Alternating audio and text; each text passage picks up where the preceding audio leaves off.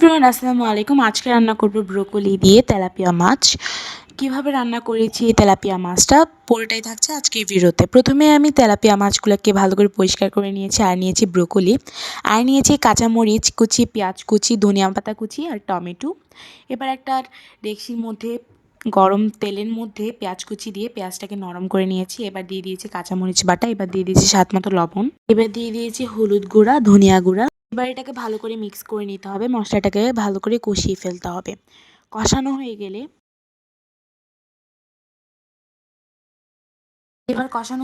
এর মধ্যে কিছুটা পরিমাণে পানি দিয়ে মাছগুলোকে দিয়ে দিচ্ছি। এবার মাছগুলোকে দেওয়া হয়ে গেলে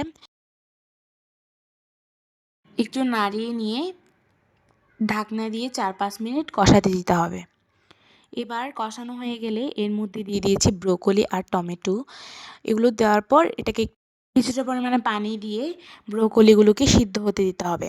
ব্রোকলি সিদ্ধ হয়ে গেলে হয়ে যাবে আজকে আমাদের রান্না। স্বাদ বাড়ানোর জন্য দিয়ে দিয়েছি ধনিয়া পাতা কুচি। আজকের ভিডিওটা কেমন লেগেছে অবশ্যই কমেন্টে জানাবেন।